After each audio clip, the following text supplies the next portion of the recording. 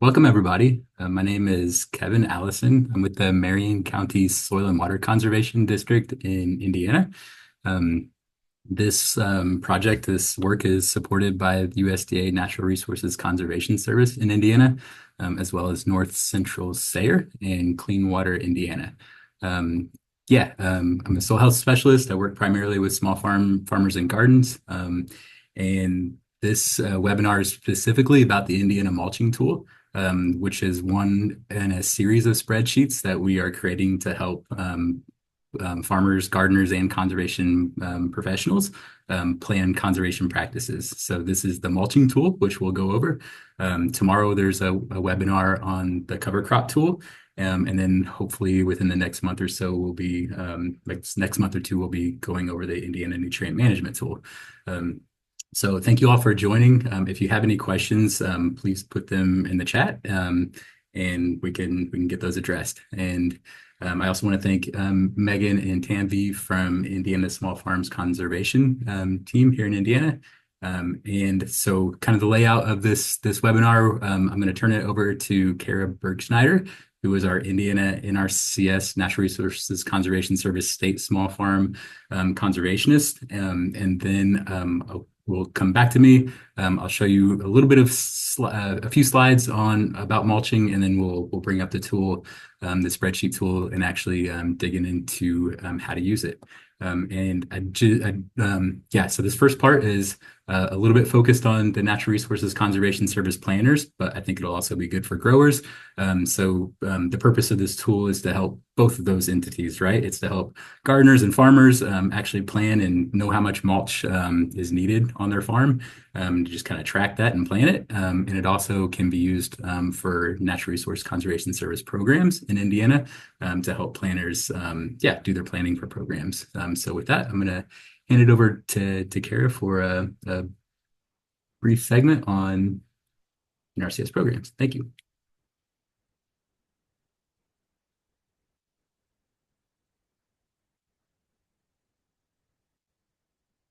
Kara, can you unmute, please? Thanks, Kevin. Yep. I want to take a moment to recognize how lucky we are here in Indiana to have such a great small farm team. And as Kevin's going to show us today, how lucky we are to have him leading us in the development of these tools. So he's a very modest guy, but I can tell you firsthand that we have a lot of our fellow conservationists and farmers in other states who look to Kevin and to our small farm team for expertise. So gosh darn it, we're so lucky. Thanks, Kevin. Thank you. And he's a nice guy too, which helps, which is even better. I want to just take a couple of moments and talk about NRCS and some of our and mulching as a small farm practice. Mulching is one of our most popular conservation practices for small farms in Indiana. And that's really because it's so integral in moving farmers towards or down the path, further down their soil health path.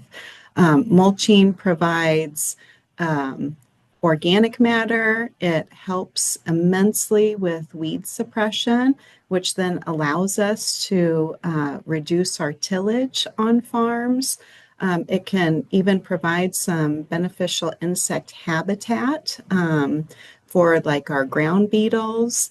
And it also holds the moisture in. So it helps us to be more efficient with moisture. So it really is an integral small farm soil health practice.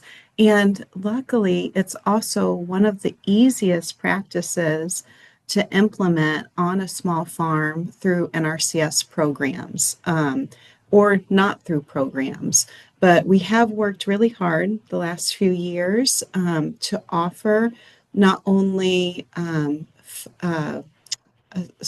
small farm practices that are that there is technical information available for implementing them on the farm, but also a scaled version of a payment through our practice that fits small farms better.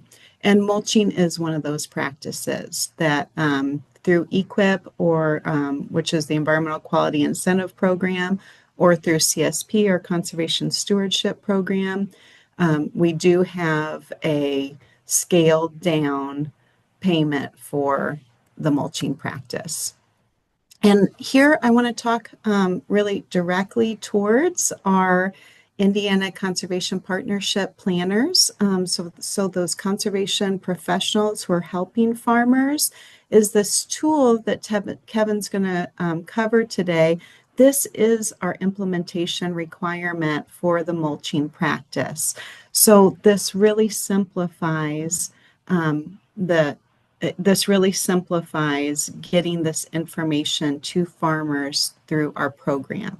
So this is a little sneak peek at the tool, but in the mulching tool, all we need from you, the grower, is the area, the amount of the area that you would like to mulch, the material that you would like to mulch with, and then we determine that final depth of the mulch in order to have coverage to accomplish our goals.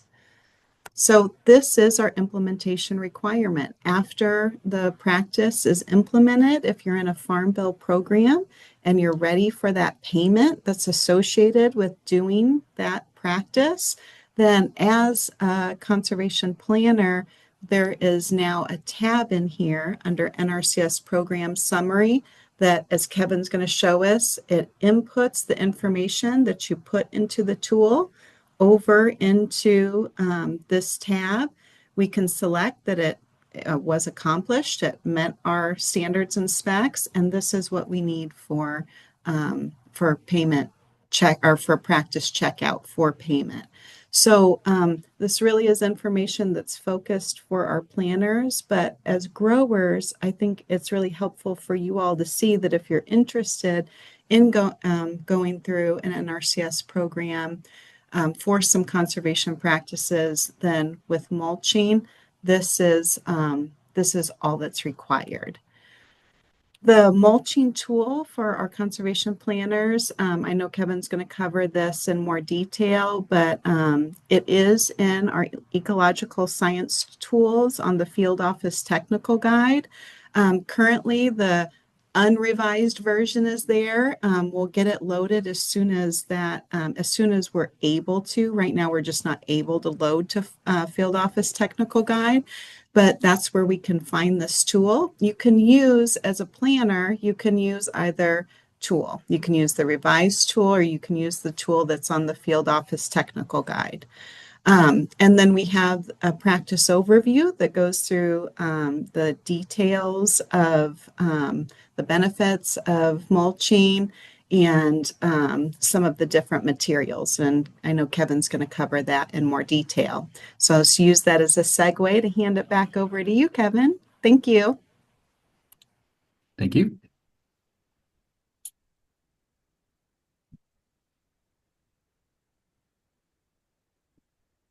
Okay, let me bring my screen up here. Okay. Yeah, just wanted to just kind of look at that document just a little bit more. And at some point in that time in this presentation, I'll show you show you our website and where exactly to find the tool and this document. But in general, the overview, the mulches for small farms and gardens overview just goes through the purpose, types of mulch, location, carbon and nitrogen ratios and why that might be important. So like we think like something that's brown, like straw, might have a higher carbon to nitrogen ratio than hay, which is more green. So it goes through some considerations there. It also talks about temperature. In some instances, a lighter colored mulch like straw could cool the ground. And some growers kind of want their soil a little bit warmer in the spring, so it might not can be, straw might not be conducive to some crops in this early spring if they're wanting their soil to be a little bit warmer. Whereas a darker colored mulch might actually increase the soil temperature a bit. How much to apply? We'll really focus in on that with the tool. The the document talks about planting into mulch. So, what's different than having, a tilled soil versus, a mulch soil in terms of how to get that planted to vegetables. And, which mulches might match which crops the best. And then how long those might last on the ground. So, and that's kind of dependent on biology too. You've got a lot of biology and soil health going good in your soil, like the mulch might actually decompose a little bit quicker. But yeah, so those I'd highly encourage you to review that overview just to dig in a little bit more to those details. Um, I will go through just a little bit of that, show some pictures of types of mulch before actually getting to the spreadsheet. As Kara mentioned, like the mulch is an awesome conservation practice.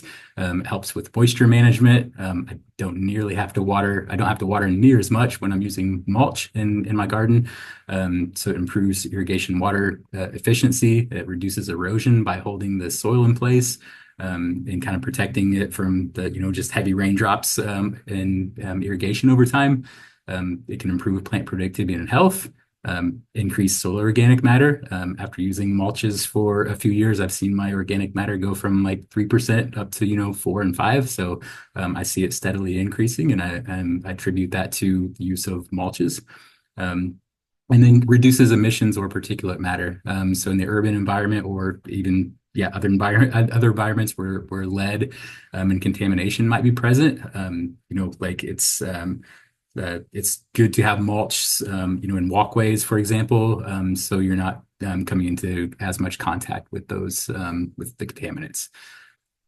And like I think mulch is a great standalone practice. You can use it in the garden just by itself, right? Like as a solo practice, but really using it in tandem with other conservation practices to kind of develop a soil health system, as we like to call it, is just a great way to, just a great way to go about gardening, I think. So crop rotation, mulching, cover crops, using tarps for weed management, making sure you're managing nutrients and then reducing tillage as much as possible.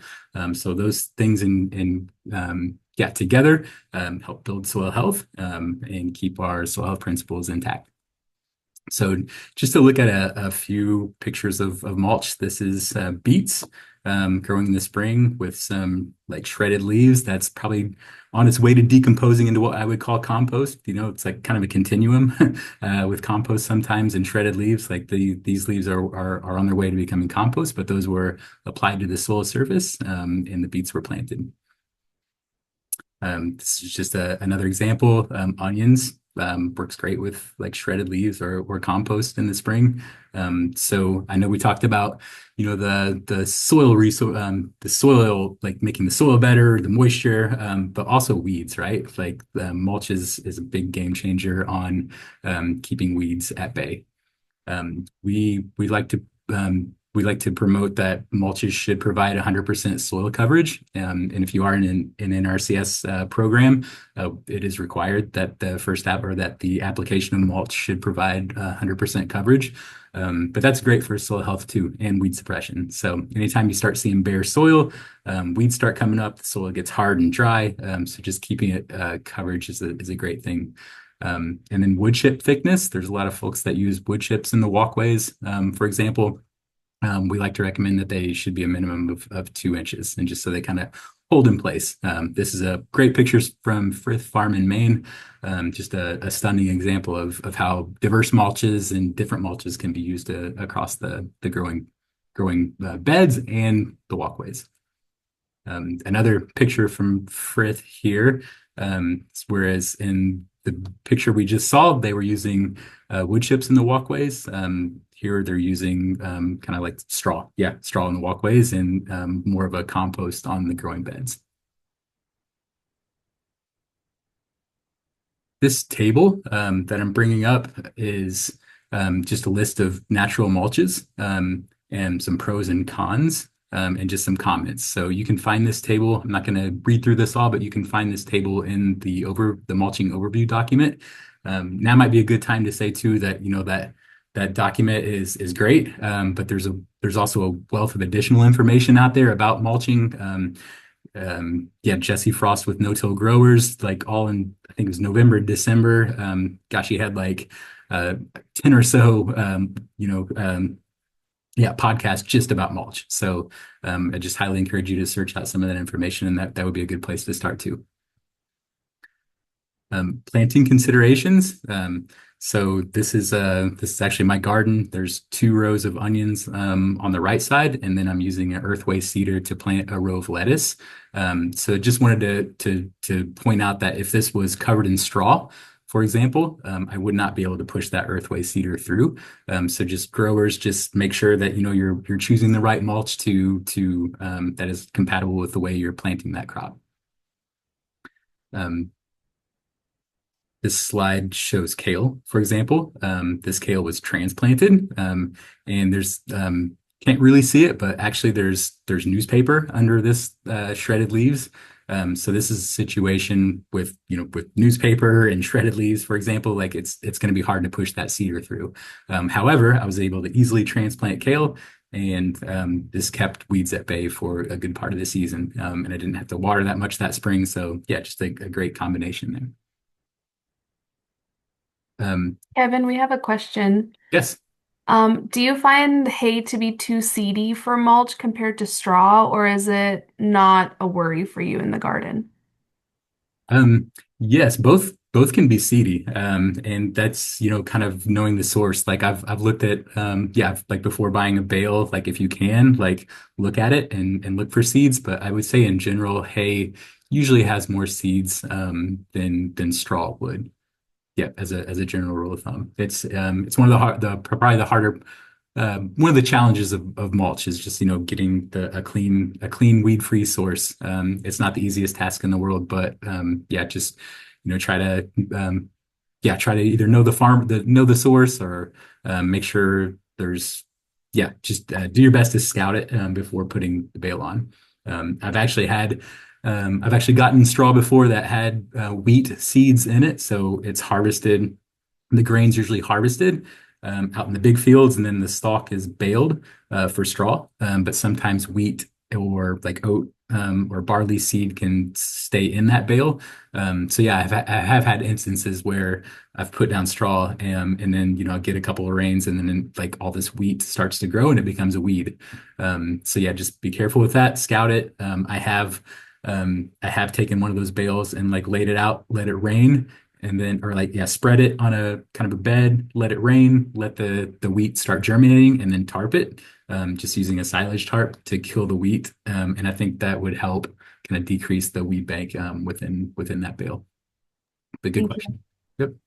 Um, yeah, this picture is actually maybe a little bit more of an advanced technique, but you've got a cover crop on the left that's like hairy vetch and crimson clover. It was weed whacked. That's a really high nitrogen legume cover crop that's going to decompose quickly and not keep the soil covered for very long. So on the right, you show the after effects of, that's cut down and then mulch is put on top of it. So in this case, straw was placed on top of the cut down cover crop in order to plant in the vegetable and maintain weed suppression for a longer period of time.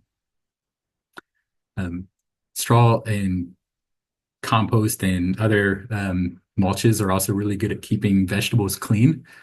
So instead of the vegetable actually, touching the soil, which could lead to some disease and fungal issues, the soil could actually be protected and armored, and the crop be kept a little bit more clean. So that's just another side benefit of using mulch.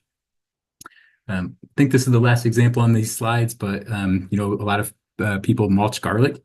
So I plant garlic in October, early November. So this is just a picture of spreading a layer of shredded leaves, and then the next picture I topped it off with straw. So there was probably like an inch of shredded leaves, kind of composted shredded leaves, and then a couple inches of straw on top of that. So that helped the bed just stay protected all winter. And in the spring, the garlic starts popping up through that. And I'm just kind of spot weeding through there. And there's usually not too many weeds, but that's kind of dependent on the past weed pressure and whatnot. But yeah, that's just a good solid mulch crop combination. So yeah, like to use the tool, which we're about to get to, I do want to let you know, as Kara mentioned as well, like try to understand your dimensions of your garden. Some people just have like not just, but some people have a 10 by 20 garden, and other folks have 100 beds, and each of those beds has a certain dimension or maybe uniform dimensions. So to use the tool, it is essential to know like the square foot of a bed. There's a part of the calculator that can help you calculate that once you know the width and the length. But this is just an example from a farm where the bed is a certain width, 2.5 feet. Some growers use 3 feet, some use four. And then the walkway is like 1.5 feet and the bed length is 100. So just try to get that information to be able to help use the tool. Um, so here's a QR code for feedback on this webinar. And a little bit later, after I'm done showing the tool, I'll drop a link in the chat too. If you'd like to fill out the survey to just let us know how this might be helping you. Okay, I'm going to stop sharing my screen and bring up the tool. And again, if you have any questions, just go ahead and drop them in the chat.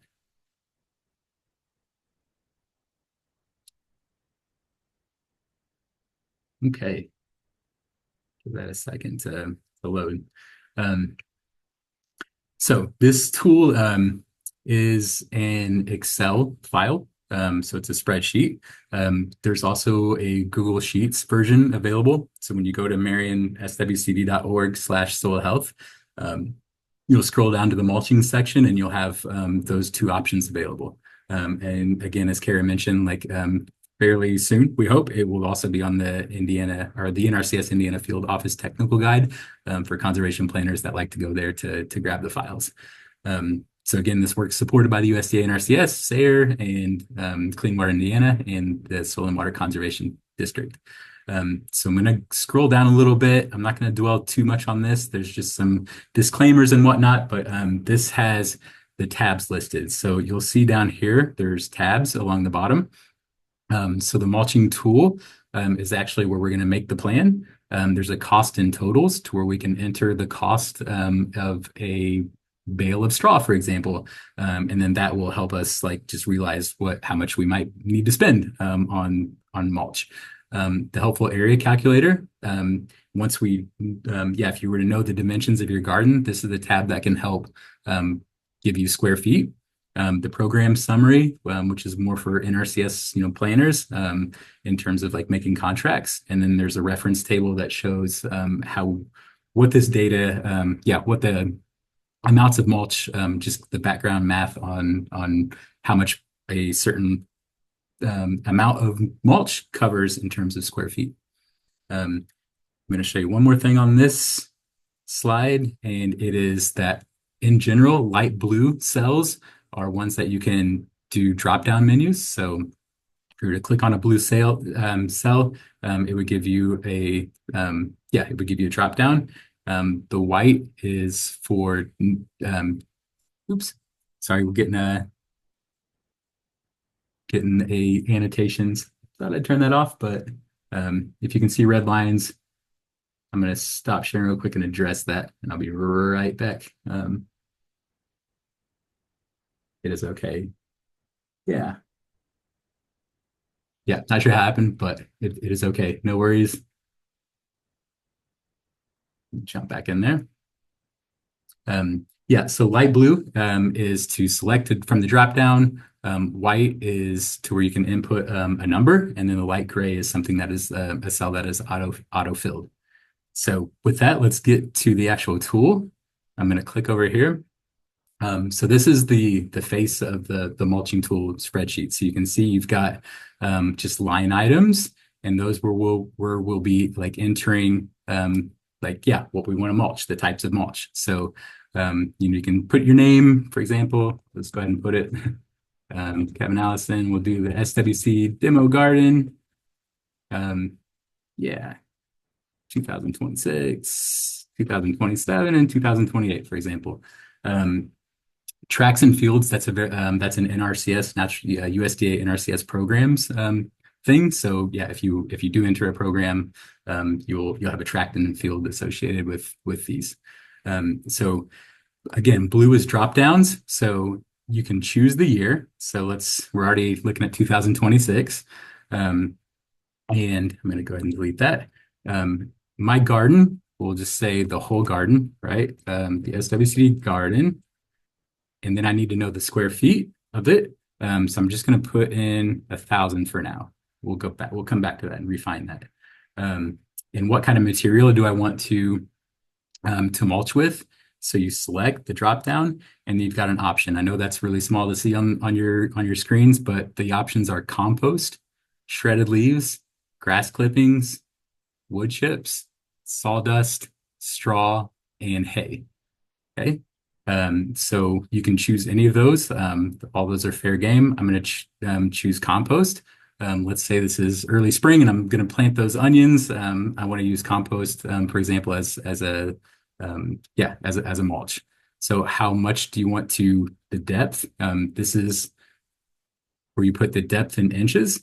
So once I put the depth in inches, and then at the estimated amount needed, I'm going to need to turn this drop down cell under estimated amount needed to either cubic feet, cubic yards, or loads.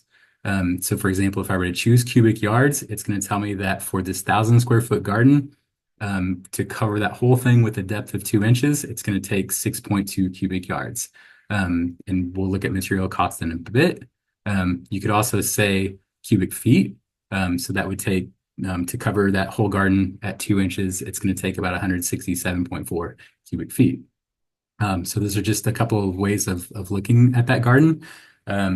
Let's say, for example, in 2026, also in that same garden, there's 1,000 square feet. I'm going to plant garlic on the whole thing, for example. So let's go down to straw. I want to mulch with straw. I'm going to put on 2 inches of that.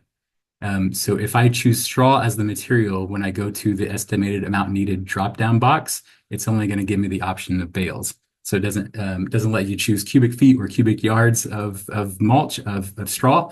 It directs you for bales because that's one of the most common units that we deal with for straw and hay. I'll get to this in a bit, but that's that bale of hay. A bale of straw is a normal size, kind of like like a 2-string bale. We're not talking about like really, really large round bales that you would see out in the fields. This is more a bale that would be like at a farm store. So this is the size that would be. So to cover that whole garden in straw, I would need about almost 17 bales of straw to get that done. So that's kind of the power of the tool. It just lets you enter the square feet, the depth that you would like the mulch, and it tells you the estimated amount needed. So let's say next year I'm going to do the same thing. Okay, like SWC garden, 1,000 square feet, compost, and we'll do 2 inches, cubic yards. Also in 2027, the garden, 1,000 square feet, we're going to do straw at 2 inches. And that's bales. Okay, so we're starting to develop like a mulching plan, right, for our garden. I'm going to go over to here to the program summary real quick because I wanted to just address for conservation planners on how to use this piece of it. Again, if you're just a gardener using this, you might not have to worry about this page at all. But it does show like a summary for a project through an RCS. So you would click the year. You would want to say, okay, in 2026 I'm mulching, and in 2027 I'm also mulching.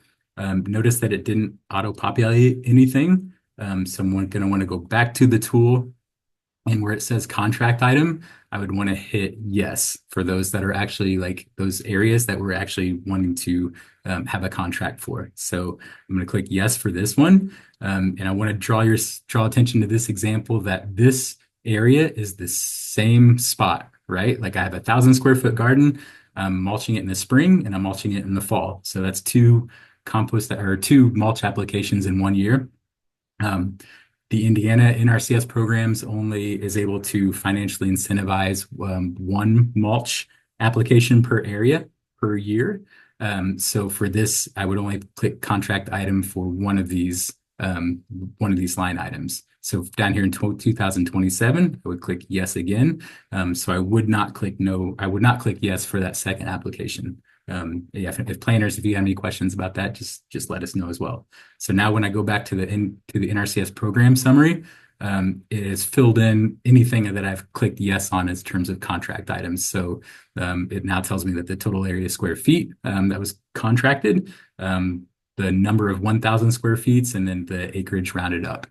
So once you were able to, the grower was able to mulch and you got that checked out, you would come back and hit yes. So that's just kind of a quick overview of how to use this in terms of programs. Okay, so if it's okay, let's forget about programs for now and let's just focus on the technical aspect of this tool. So yeah, this is one way to use it. There's also I've thought about this a little bit, like how could you, yeah, other ways to that this tool could be helpful. Like I could say that in 2026, let's say I'm mulching up a bed, and my beds are 75 square feet. And I could say there's 75 and 75. Let's say I'm putting like a compost layer and then a like straw layer, for example, and then another compost layer. And like I'm thinking about this in terms of like somebody that's doing like a lasagna kind of style garden. So just to kind of show you the power of this, I could say compost, straw, for example, compost. Let's say they do like an inch, right? And an inch and an inch. And this would be cubic feet, for example, on this small scale. This would be bales, and this would be cubic feet. So now I know that to do this kind of lasagna gardening approach on this bed, if I'm doing like, like kind of just, however you're doing that, you could use this to calculate how many bales you might need and how many cubic feet you might need to get that done. So delete those. Cool. Is there any questions thus far? Okay. I'm going to go to the helpful area calculator just a second. So if you really wanted to, you could just say my whole garden's getting mulched and you could put in the square footage for that. But if you really want to start breaking it down into your beds, this helpful area calculator tab will can help get you the square foot of those. So for example, like in the SWCD garden beds, like those are my growing beds. I have 15 of them. They are 3 feet wide and 25 feet long. So that's 1,125 feet of growing space. And then my walkways, I've got 16 of them. Those are 1.5 feet wide and 25 feet long. Yeah, and then I've also got like a native planting area at the garden, and that is 10 by 25. It's one bed, and that's 10 by 25. So it kicks out that I have 250 square feet of like native planting area. If I had fruit trees, for example, I could say, fruit trees, and I've got 20 of them. And the diameter, so from one side of the circle to the other side, let's say we want to mulch like 10 feet. So you can produce how much area is for that total sum of fruit trees that you have. So you could use this as your square footage to know how much mulch you might need for those fruit trees. There's also like a calculator here for like I would say community gardens. This fits really well, or if you're using like raised beds. So you could use the top helpful area calculator to find that you have like 1,000 square feet of growing space. And if you know the whole area of this community garden is 2,000 square feet, it just tells you what the non-growing area is. So it's just a quick say total area minus growing bed area equals non-growing area. So if there was only 500 square feet of growing bed, you would know that you have 1,500 square feet of kind of walkable area. So if you're wanting to mulch that in wood chips, for example, or something else, you could use that square footage to come back to the mulching tool and be able to know how much mulch you might need. So hopefully that's helpful. So this I might actually, let's actually, I'm going to delete these. You can't select like the whole thing and delete. You kind of gotta go line by or row by row here, column by column, excuse me. But let's say 2026. I'm going to say SWCD garden beds. The area was 1,125 square feet. In 2026, I'm going to go SWCD walkways, and that was 600 square feet. And 2006, my native planting was 250 square feet. These garden beds, the first round, I'm going to do shredded leaves at 2 inches. And I want to know what that is in cubic yards. For walkways, I'm going to do wood chips at 2 inches, and that's cubic yards. And for this native planting, let's do shredded leaves at, we'll say 3 inches, just to change it up, in cubic yards. So yeah, there I know about how much material that I need to do this project for this year. So I want to draw your attention to estimated material cost. If I come over here to cost and totals, okay, this is a kind of a new sheet for us here, but this is a place where you can enter how much the cost per unit is. So for example, if I'm getting compost at $40 a yard, the shredded leaves, let's say they're $40 as well. Let's say the wood chips were free. Say we got them delivered for free. So now you can start seeing that this is populating how much total cubic yards from the mulching tool that is needed for 2026. And then it also tells you the cost, approximate cost for 9.3 cubic yards based on $40 a yard. So this is a helpful way to kind of see how much might be needed for mulching on your farm or garden. Once you put in these costs, you can go back to the mulching tool here, and it will auto-populate the estimated material cost. So to put down shredded leaves, if they're $40 a yard at 2 inches, my whole garden, that might cost $279. So I might go start collecting leaves to lessen that cost, right? So yeah, if I were to put 3 inches, then it might bump it up to $418. If I were to put 1 inch, it brings it down to $138. So that's a decent way to know, yeah, how much the mulch might cost. One more aspect to this tool that might be helpful. I'm just going to do another line item. Let's say like compost one bed.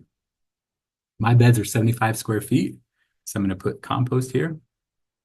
And I'm going to say 2 inches and cubic yards. Okay. I'm going to repeat that line. Put compost one bed, and you can do it on the same line. I just want to kind of show you the comparison here. We'll go compost 2 inches, and I'm going to put loads. Okay, so it doesn't auto-populate anything yet, but if I were to put in load information here, so you have a choice of cubic feet or gallons, and this is basically, if I'm taking a 5-gallon bucket, and let's say I fill it up to the top with compost, so I've got a 5-gallon bucket per load. I now know that I need about 18.8 or 19 loads of that compost to spread over that 75 square foot bed to reach 2 inches. So yeah, I think it might be just a helpful way of knowing just how much labor might be involved in getting this project done. Like, let's say you change this to cubic feet, and you've got like I don't know, for yeah, we'll say, I don't know, 10. We'll say 10 cubic feet wheelbarrow. I can't even remember how much a wheelbarrow holds right now, but let's say it's a 10 cubic feet wheelbarrow, then you've got 1.3 wheelbarrows or loads to actually get that compost spread. So hopefully that's a decent way of helping growers know how much labor and effort might be involved to mulch. Yeah, I think we're getting there, but maybe one last table to show you is this reference table, just so you know where the data comes from. So this is the last tab, and it's just a reference table for these mulching calculations. It's basically, for the bulk materials like compost and shredded leaves and grass clippings and wood chips, to cover 1 inch, we're looking at 0.31 cubic yards of material. Um, so that's where the basis of it is. I'm not sure you really need to know that, but that's just a way to yeah, see where the calculations come from. From sawdust, you can see it's a little bit different, and that's because we expect sawdust to compress and settle. So there's actually, if you were doing 2 inches of wood chips, it would actually take twice the amount of sawdust to get to that same 2 inches because of that settling. The straw and alfalfa. Straw, one bale covers 120 square feet, and a bale of hay we have set at one bale covering 100 square feet. If you think, or if you know that that's like different on your farm, just you're getting huge bales in, you can unprotect this sheet using the instructions down below, and you can change the amount of area that one bale covers. But we recommend keeping this the same and not messing with that if you don't have to. Um, and yeah, so this is just some more information about the reference data. And I just kind of want to draw your attention mostly to that the straw and the hay final depth is 3 times less than the depth at time of application. So basically, if we're putting on 2 inches of straw in the mulching tool, like we say we want 2 inches of straw, the amount will actually look like 6 inches. So when you first apply it, it is 3 times kind of more thickness than what it will be in a fairly short amount of time due to the settling of that straw. So yeah, so 2 inches as our, I'm going to go back here real quick. We said, yeah, 2 inches. We'll just change this to, let's change this to straw. And then I've got to change this to bales to make it click. So yeah, 2 inches here is 19 bales. It might look like that it's 19 bales might actually be like, more like 6 inches at the time of application. And then over time, it will settle to 2 inches. Yeah, I hope that's helpful. If you have any questions, please fire away now. Otherwise, I think that's a general just how to on this tool.